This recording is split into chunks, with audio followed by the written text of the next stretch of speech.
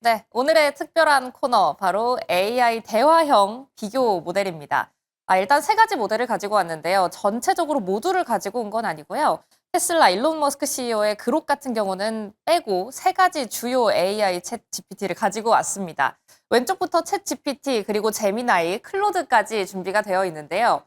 제미나이가 좋다라고는 하는데 어떤 점이 명확히 다를까라는 점에 주안을 해서 비교를 한번 해보도록 하겠습니다.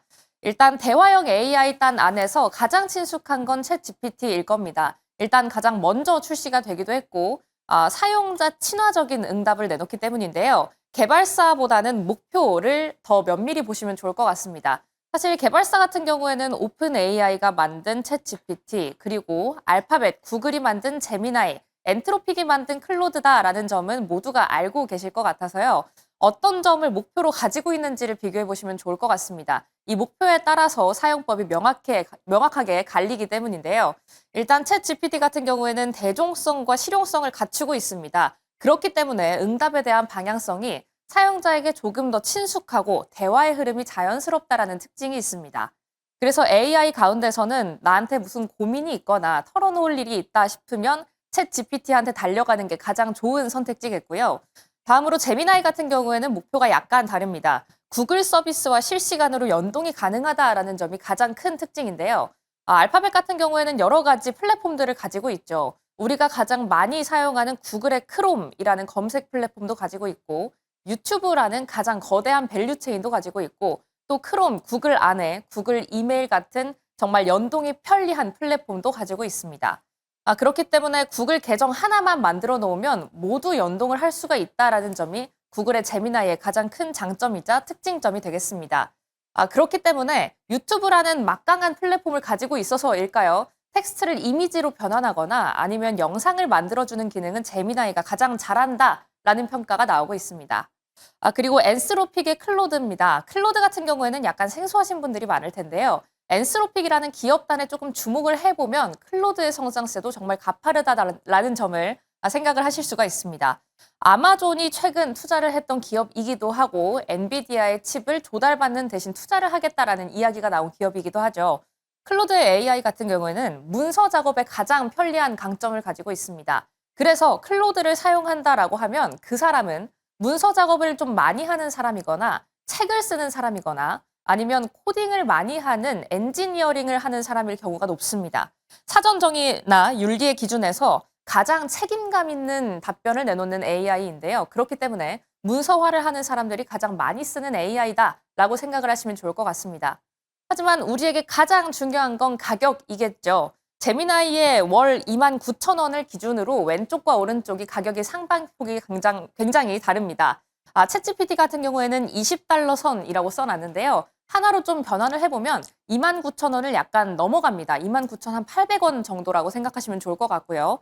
옆에 있는 클로드, 문서를 할 때 가장 많이 쓰는 AI이다 보니 가장 저렴합니다. 17달러 같은 경우에는 24,000원 정도를 웃돈다라고 생각하시면 좋을 것 같습니다. 그렇다면 응답은 어떻게 다를까요? 다음 장 넘어가서 구체적으로 화면 통해서 만나보시죠. 제가 질문을 하나 던져봤는데요. 기사를 하나 던지고 이 내용을 좀 주요한 핵심만 추려서 요약을 해봐라 라고 세 가지 AI에게 시켜봤습니다. 그럴 때 응답이 나오는 걸 한번 추려서 가지고 왔는데요. 일단 맨 위부터 챗 GPT 그리고 제미나이, 클로드 순입니다. 제미나이가 각광받는 이유를 이 질문에 대한 답변으로 가장 손쉽게 확인을 할 수가 있습니다.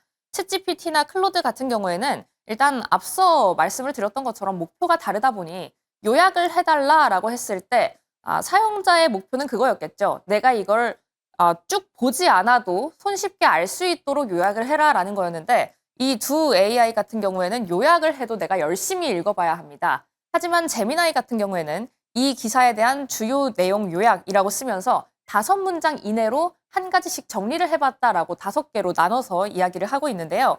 이 때문에 제미나이가 가장 각광받고 있는 것이 아닌가라는 생각이 들기도 합니다. 그렇다면 제미나이 눈으로 확인했을 때는 이렇게 다르고 수치로는 얼마나 다를까요? 이 AI를 시중에 내놓기 전에 AI 관련 회사들이 하는 테스트 같은 게 있습니다. 이 테스트 이름이 좀 재밌는데요. 인류의 마지막 시험이라고 부릅니다. 2,500개의 문항을 AI에게 학습시키고 또 테스트를 해보는 시험인데 여기에서의 정답률이 제미나이가 가장 높습니다.